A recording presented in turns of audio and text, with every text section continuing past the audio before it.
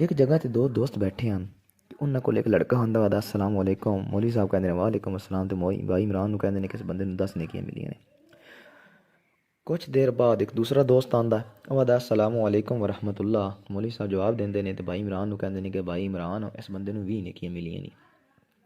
تھوڑی دیر بعد ایک اور دوست آندا، وہ آدا السلام علیکم ورحمۃ اللہ وبرکاتہ، مولوی صاحب جواب دیندے نے تے بھائی عمران نوں کہندے نے کہ بھائی عمران اس بندے نوں 3 نیکیاں ملیاں نے۔ بھائی عمران پریشان ہو ویندے نے، پوچھدے نے مولوی صاحب گل دی سمجھ نہیں آئی کہ اے لڑکا آیا اس آ کے سلام دی تسیں کہندا نیکیاں ملیاں نے، دوسرا لڑکا آیا اس نے سلام دی تسیں 20 نیکیاں ملیاں نے، تیسرا لڑکا آیا تسیں آ کے اس بندے نوں 3 نیکیاں ملیاں نے، اس گل دی مینوں سمجھ نہیں آئی بے دی وجہ کی ہے؟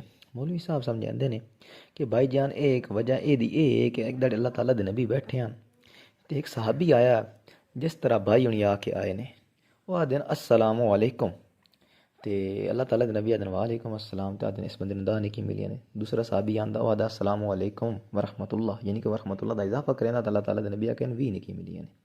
تیسرا صحابی آندا وہ آدھا ہے کہ السلام علیکم ورحمۃ اللہ وبرکاتہ، یعنی کہ وبرکاتہ دا وہ اضافہ کریندا تے اللہ تعالیٰ دے نبی آدھے نے کہ اس بندے نوں 3 نیکیاں ملیاں نے۔